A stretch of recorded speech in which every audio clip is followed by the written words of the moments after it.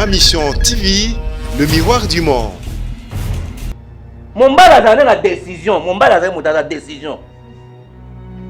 Moi, je suis un yokolinga mingi ba desili. Pas le bac, non, n'est-ce pas tout silani.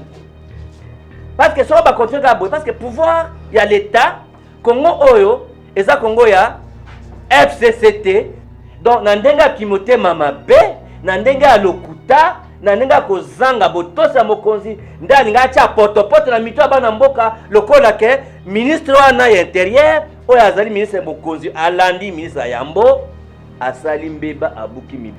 Abandele lisusu kimote mama B yango lisusu munambalo lobi bolandaki yango. Afingi bonkoza mboka, amake respect, atalisi ke azotosa mibe kote, akomaki makambo oyo ya kochola, kozanga respect pe komake respect na peza république. Infraction oyo ministre, ancien ministre Tunda, asaki a faux usage de faux, avi o ba voter yango na pro da gouvernement, atindi yango na komba gouvernement ninga lukuta. Boni yo mutanoma yo. O makaka ye respect ka mikolo nyonso makaka ye respect. Mais so moni ozo sana ye mutu ango ozo kosana ete longa na kibokonziti. Pesa démission na yo. Ozo sala sembla ke mangbezo ozo kinanzela te. Mozo vana kana kita ngai bongo ozo ka ba avantage na ba intérêt. Ba magistrat bakabola ki pouvoir kuna te. Administration mboka bakabola kango te. Donc o ba soda FCC o ba soda président, o ba magistrat FCC o ba magistrat non. Alors, nous sommes risqués de population va décider, va appliquer l'article 64, population bangomoko, arrêt populaire, va boma, parlement. Comme ça, moi je donne des alliés. Ou bien la population va occuper le parlement na bango, comme ça, député ma comme un soukounate. Des salami, Zokande Yemoko Kabila Aza champion de Makamwanga Koussi na promise intérimaire.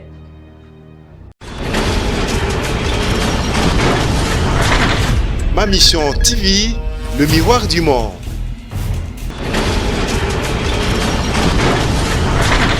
Ma mission TV, le miroir du monde. Bandeko Bapandisango, merci Mingene Boye pour répondre à l'invitation. Yangai, Boye na siège à parti, il y a siège na biso MLP. Na bengi bino topoto sola mingi makambo ya premier ministre ndenge akomaki mukanda. Mbale ya mibale po na komaki respect na mokonzi ya mboka président Félix Tshisekedi. Boyebi tango ezalaki dossier ya ministre Tunda, ancien ministre Tunda, ministre de la justice, afingaki président de la république. Akomaki makambo oyo ya kochola, kozanga respect pe komaki respect na président de la république. Infraction oyo ministre, ancien ministre Tunda, asaki a faux usage de faux, avi o ba voter yango na pro da gouvernement, atindi yango na komba gouvernement ninga lukuta. Na ndenge ya kobombama, bato bayebaki yango te atindi ninga lukuta, eko bima limana na sima. Yango nde kutu na likambo yango nde balongoli na gouvernement batindi a démissionner. Mais premier ministre a côté la caille pour aza mutu na FCC. Ayebaki asala infraction eza mabe, ma côté la yekaka. Alors, abandonner les choses qui m'ont mama be yango lisusu munambalo lobi bolandaki yango. Afingi bonkoza mboka, amake respect, atalisi ke azotosa mibe kote. Dès makambo nga ko kipe yango te, etali eta kolanda ngo te. Ba deux ans président signé na absence signé kolanda ngo te, akotosa ngo te. Boni yo mutanoma yo.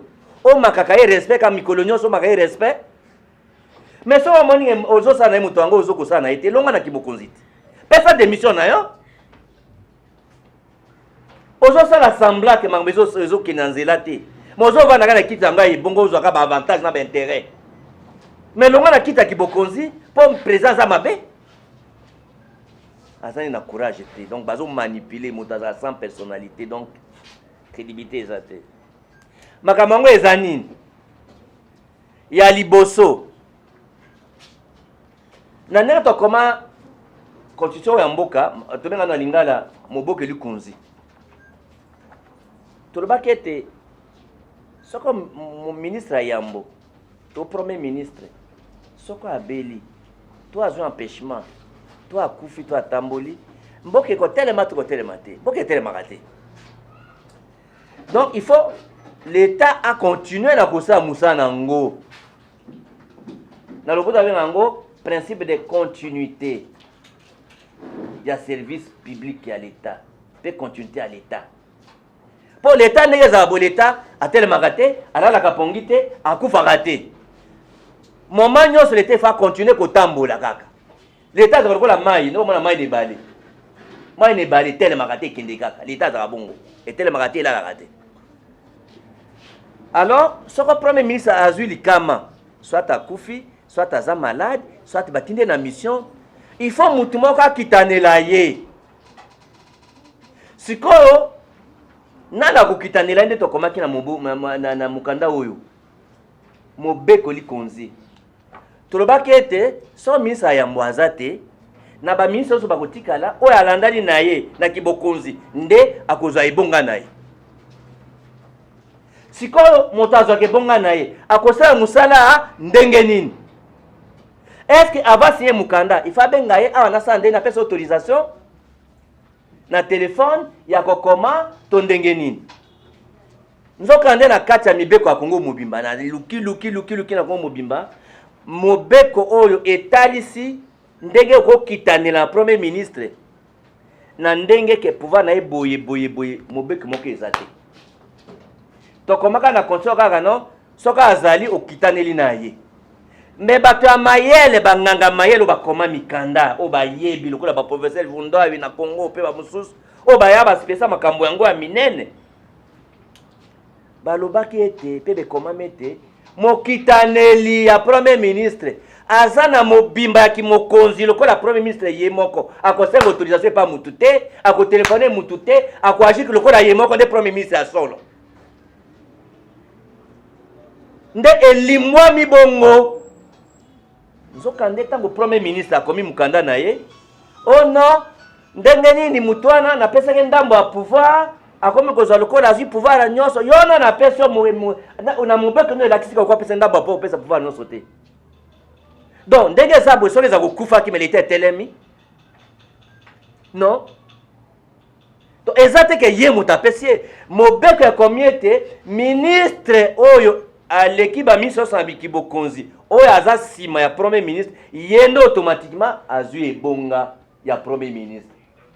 Donc na ndenga kimotema mabe na ndenga lokuta na ndenga kozanga botosa mokonzi ndalinga acha potopoto na mito bana mboka lokola ke ministre wana ya intérieur oyo azali ministre bokonzi alandi ministre yambo asali mbeba abuki mibuki na président de la république na ministre wana Gilbert Kakonde babuki mibeko te makambo nyonso o bakomi mikano nyonso bazui etosi mibeko etosi mobeko likonzi. Donc mbeba moko ezali te pe bornance yango nyonso ese bandi déjà ese bandi ya kokokisama ese bandi ya kokokisama ekopikisama te.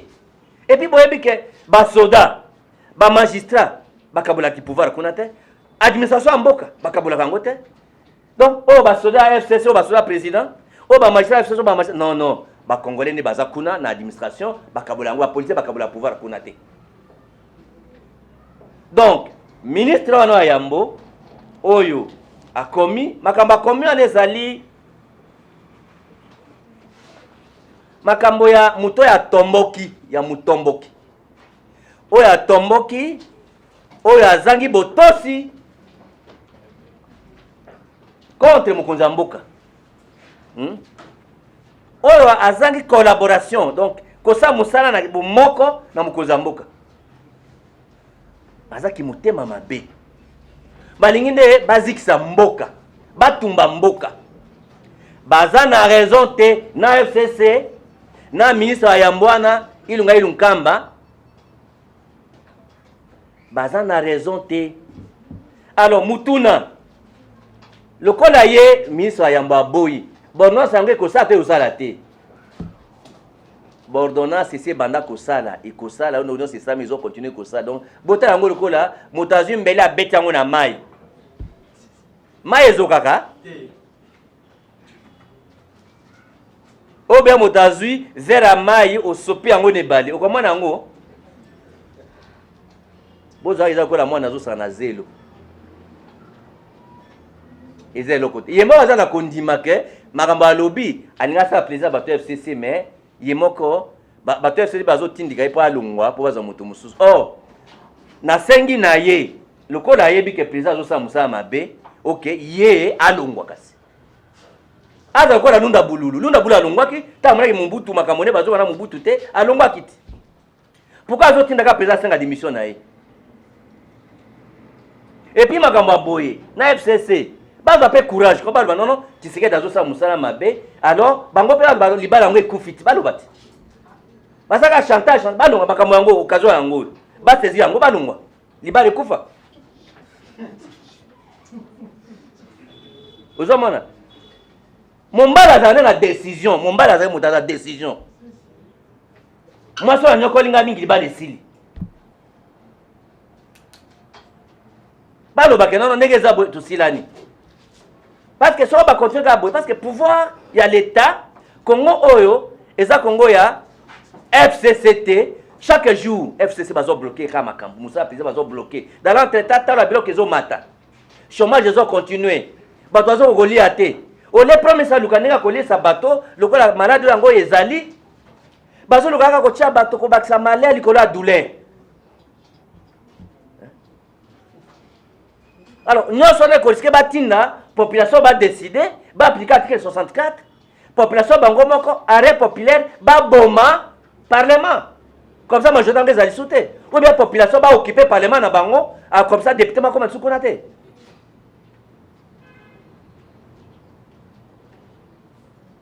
Donc, vous comprendre que Makambouana est à l'okuta. Alors, pour la kota, il sait que Babouki mibe côté. Pona kotalisa ke likambo ya liboso pona kotalisa ke ezali mbala ya yambo te nde makambo andisi salama soko bazaka na raison l'état azali toza na conseil d'état balingaki kofunda koatake bordonnance na conseil d'état esika basambisaka badécision ya l'état soko mokali ezwami mabe kuna de basambisaka na conseil d'état soit te ba annuler yango ça c'est kotalisa que non bazui pouvoir rebelle babenga lopoto excès de pouvoir na conseil d'état bafundi baattaquer bordonnance na conseil d'état te pour excès de pouvoir to pona ba annuler yango parce que conseil d'état baza pouvoir annuler ordonnance à président pourquoi bazokende kuna te na FCC na ye premier ministre ya mibale bakozwa bordonnance wana bakia na cour constitution bakomi yango ke nono to attaquer yango botala soki ektosi constitution te kotosi constitution te nyonso wana basali yango te mpona kotalisa bino nde bato ya FCC bazotia confusion mpona kotia kao na mboka na kimitema mabe 18 ans babomi mboka oyo eza moke donc mpona bango 18 ans babomi mboka oyo donc il faut baboma lisusu donc ndenge eza bobino bana Congo boza baesclave na bato ya FCC comportement na bango eza lokola eza bien privé na bango toza bakongolais baza baesclave ya bato FCC nde ozomona bakanisa mibeko ya mabe bato bakufa badésigne malonda kana ndenge ya mabe kaka mboka ekoma ka ya bango FCC mboka ekoma privé na bango lopango papa na bango atikela bango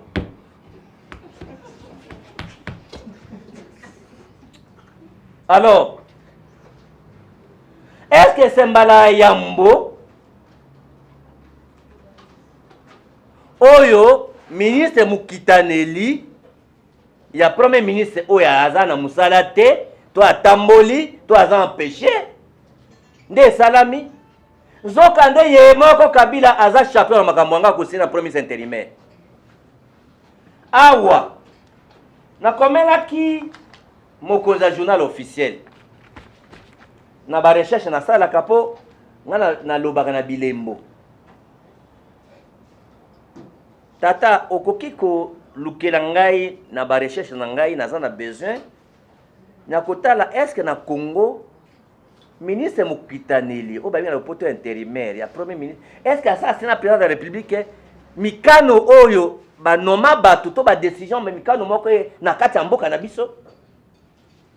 Nde atindila kingai ebele boy. Na lettre oyo azongisa kingai yango ya. Alors, nakotangela bino ka misatu, oyo nyonso akopesa bino ba journaliste. Na ndenge lobaki na français pe na lopoto. Awa oyo nomoni awa etuluko oyo nyonso ezali oyo Cheo Kitundu azalaki vice premier ministre intérimaire basinyana akabila bango mibale nakotangolaka misato ya liboso yango oyo ordonnance oyo banomaki ambassadeur d'abord on banomaki secrétaire général et administration publique Ileka Atoki numéro matricule 4643 banomaki ye le 21 juin 2018 bato basigna Kabila na Cheo Kitundu pour le premier ministre vice premier intérimaire yango na kopesa bino copie nango ordonnance mususu ya mibale pweze belé oyo banomaki ambassadeur na République fédérale na Allemagne kombo na ye Letamba Choha Jano basignaki le 21 juin 2018 Joseph Kabila Kabange pour le premier ministre Léonard Cheo Kitundu vice premier ministre mususu ezali ya misatu oyo banomaki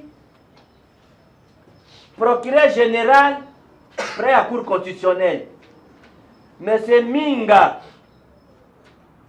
Nyamakwei Emmanuel parce que banomi magistrat bozolanda po nazozo en désordre o na français natanga yango te o banoma procureur général ya cour constitutionnelle Minga Nyamakwei Emmanuel banomaye le 11 juin 2018 nana signa fait à Kinshasa le 11 juin 2018 Joseph Kabila Kabange pour le premier ministre Léonard Cheo Kitundu vice premier ministre siko ba nommé magistrat mususu eza illégal omoni kimitama mabe kimuyibi so na bandi kotangela bino awa j'ai 60 ordonnances oyo basigna yango na contre saint mususu kutu premier ministre asigna yango te même intérimaire asigna yango te ba révocable Kabila asigna ye moko alors oyo akoza besoin ya ordonnance wana mususu na kotalisa bino mais oyo 13 oyo peut-être 15 ou bien les 20 ordonnances naza nango awa na sélection 20 ordonnances na pesa bino comme ça bakende wangana tema mabe est-ce qu'un premier ministre oyo ayibi makambo bato FCC dal barete musa transmission ezawa Nemi Mulanya mutasinaki yango lokola oyo ya ba lokola ordonnance oyo ya ileka oyo ya CDG ileka mota transmettre lettre yango Nemi Mulanya ye mota numéro ya FCC ayebi yango Nemi mutasinya bota bozo yango botala lettre transmission Nemi mutasinya yango ye mota numéro ya FCC sikoyo omoni bazo biloko nyonso donc bazoba biso ba congolais bazo bazoba hein? Parce que moi, dans mes recherches, je suis parvenu à avoir même ma lettre en transmission. Parce que moi, je j'ai le devoir de vérité. Je le devoir de vérité. J'ai le devoir de vérité, mes amis. Je dis que boyoki siko que non. Balingaki ko croire que ba na mboka, moyen ba ba vérité ezate. Oh, Frank Diongo a un devoir de vérité. Il faut que tu saban mboka zela pour batambola. Bon comprendre que bato o babomi mboka pendant 18 ans, balingi de bakunda yango, basi babomi yango, balingi bakunda yango. Donc, il faut pas que tinda biso to récupérer pouvoir de biso nyos. Nakanisi suka nanga wana Yo tata, ce qu'on m'a kozo kokate démissionner dans premier ministre. C'est tout. On a mis comment? Yo FCC, on m'a dit que liba yango zo salimateur. Bon, si on m'a fait azafie, yo doit décision. Ce qu'on lui binondo boza basi. Alors liba les amabi, moi ça longa yimo kopeti.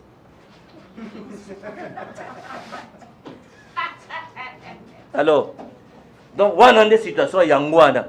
Donc, ordonnance wana est aussi mebeko.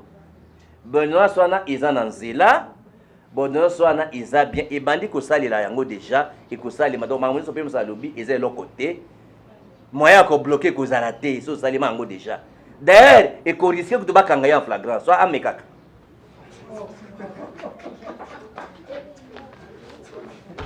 Nasuki Swana, merci beaucoup. Que le président de la République a l'autorité sur le Premier ministre.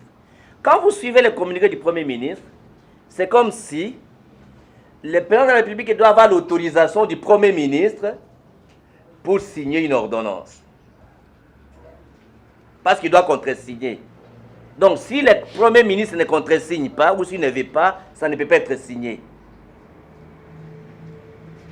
Et dans la recherche que je menais, pour vous montrer que ce soit le Premier ministre, que ce soit le FCC, ils ont tort, et j'ai le devoir de vous prouver par des documents. Nous arrivons maintenant dans la jurisprudence au Congo par rapport au contre-saint. Est-ce que c'est la première fois que l'intérimaire, Premier ministre intérimaire, signe avec le président ou contre-signe avec le président de la République une ordonnance? Non. Nous avons plusieurs cas avec le régime de l'ancien président, M. Kabila. J'avais officiellement saisi dans mes recherches le directeur général du journal officiel, à ma qualité de chercheur, si je peux être en possession de quelques ordonnances contresignées par, bien entendu, les premiers ministres intérimaires. Et vous serez surpris que j'ai ordonné à mes services de vous donner les copies de ces ordonnances-là. Ici, mes chers amis, ça c'est la lettre du directeur général du journal officiel qui a répondu à ma lettre. Et vous avez, tout ça, ce sont des ordonnances contre-signées par les ministres intérimaires. Je prends pour chez Okitundu. J'ai 13 ordonnances contre-signées par un Premier ministre intérimaire. Chacun de vous aura ses ordonnances.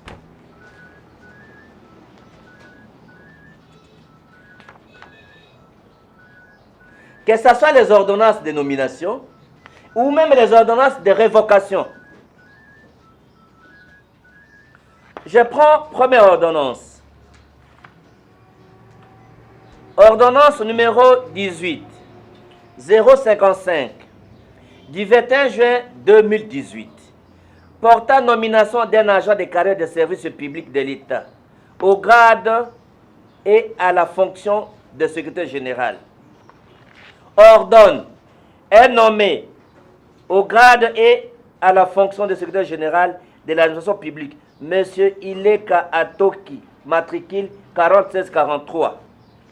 Cette ordonnance a été signée par M. Kabila et contre-signée par M. Che Okitundu. Premier ministre intérimaire. Deuxième ordonnance. Ordonnance portant nomination d'un ambassadeur extraordinaire plénipotentiaire de la République démocratique du Congo auprès de la République fédérale d'Allemagne. Je vous épargne de détails. Ordonne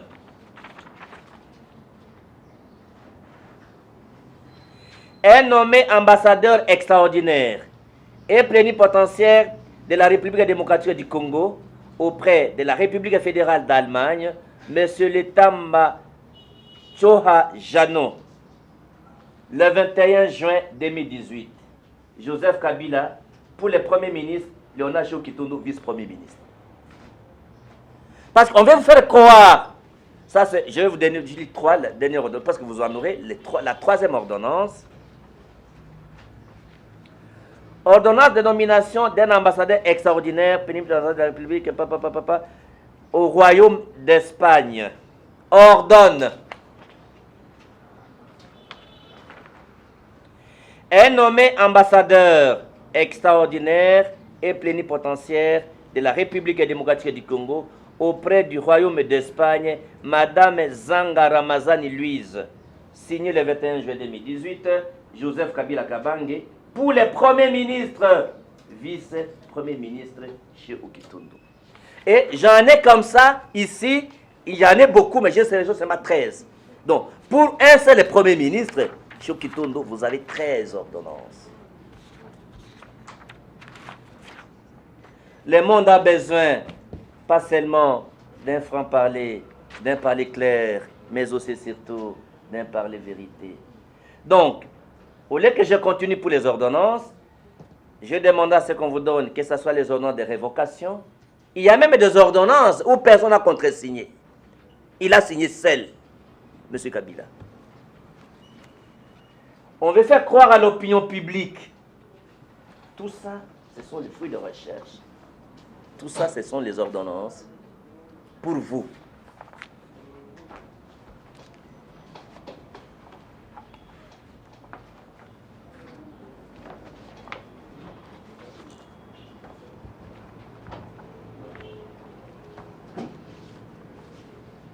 Donc, c'est pour vous dire clairement que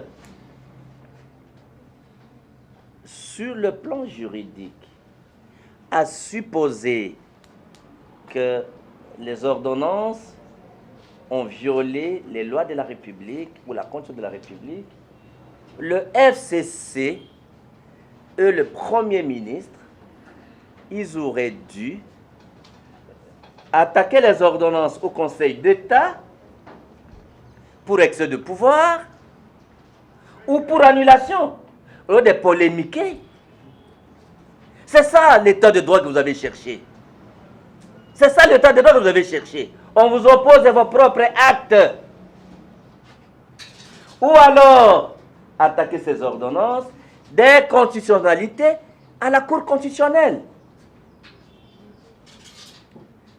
C'est ça le bon sens, mais. Parce qu'en termes de partage de pouvoir, on ne partage pas les pouvoirs dans l'armée. On ne partage pas les pouvoirs dans la justice. On ne partage pas les pouvoirs dans l'administration. Est-ce qu'il y a les ministres du FCC et les ministres du président de la République? Pardon. Est-ce qu'il y a des militaires du FCC et les militaires du président de la République? Est-ce qu'il y a du magistrat du FCC et les magistrats du président de la République? Est-ce qu'il y a les secrétaires généraux du FCC et les secrétaires généraux du président de la République? Le FCC et le Premier ministre cherchaient le chaos du pays. On ne partage pas l'administration. Le président de la République est seul le responsable devant la population congolaise. Vous avez compris comment ils ont planifié le chaos et le blocage du pays. Chaque fois qu'il y a un acte. Mais quel est le vrai problème du Premier ministre? Au-delà de l'absence du courage et de personnalité, au-delà qui s'inscrit dans la logique du chaos et du sabotage de l'action du président de la République, mais il a été envoyé en mission pour amener John Numbi. Parce qu'il y a les suspicions de rébellion. Parce qu'il ne veut plus un général en fonction, il ne veut pas rejoindre la capitale. Au lieu de justifier pourquoi John Numbi n'est pas venu, il veut distraire l'opinion avec un débat politiquement nul qui n'a aucune base juridique et légale.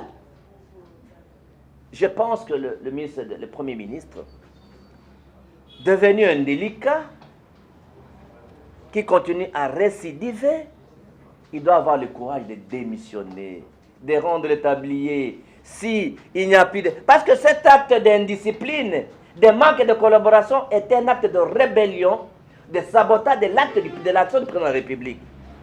Il doit prendre le modèle de Lunda Bouloulou, qui est un professeur d'université, comme lui, et voir que non, il ne peut plus collaborer avec un tel président de la République.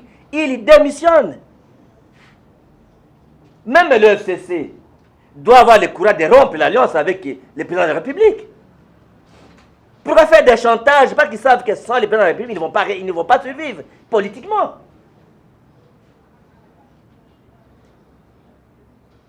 Il ne faut pas, ils veulent pousser le président de la République à demander la démission du Premier ministre ou à dissoudre le Parlement. Parce que le président vous a dit à Londres, on me pousse à dissoudre le Parlement. Je ne vais pas dissoudre le Parlement, mais on me pousse à dissoudre le Parlement. Maintenant, on les pousse à demander la démission du Premier ministre. Quand tu vois que tu ne peux pas avec un tel président, tu démissionnes. Quand vous lisez son communiqué, le Premier ministre va voir à nouveau le président de la République. Donc, tu comprends que c'est une lettre rédigée par d'autres personnes. Comment quelqu'un qui est toujours avec le Premier ministre va le voir à nouveau? C'est comme si il a déjà vu une fois, il va le voir une autre nouvelle fois. Vous comprenez que les autres personnes ont rédigé la lettre et on le fait porter la responsabilité et sans personnalité, il endosse ça. C'est comme une honte pour un professeur d'université, avec tout le respect que je le dois. Donc, que le Premier ministre ait le courage de démissionner, sinon il va pousser le président de la République de réclamer sa démission. Que l'FCC ait le courage de rompre avec le président de la République, sinon on va dissoudre le Parlement. Parce qu'il pousse le président de la République à dissoudre le Parlement.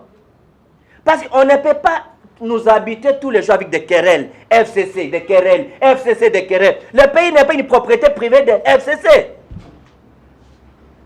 Les gens ont besoin que le Premier ministre donne à manger aux Congolais. Il y a la dévaluation de la monnaie. Mais c'est l'FCC qui a le ministre des Finances. C'est l'FCC qui a la Banque centrale. Qu'est-ce que vous voulez? Aujourd'hui, la vie chère. Au lieu d'amener des réponses au problème de la vie chère, le chômage de la population, il nous habitue à des querelles à tout moment. Je pense qu'il ne faut pas pousser le peuple congolais à l'action et à la responsabilité et à appliquer l'article 64 et prendre possession de son Parlement. Ça, c'est le premier élément en français, ce que j'avais à communiquer sur le plan d'amener ma pierre à cette question, bien entendu, de la confusion entretenue par le Premier ministre, faisant croire à l'opinion que les ordonnances sont illégales, on a violé les lois, la loi ou la Constitution. Vous avez compris qu'il n'y a rien d'autre qu'un acte inutile d'un homme qui n'a pas le courage d'assumer sa responsabilité. Nalingala na goza mukuse.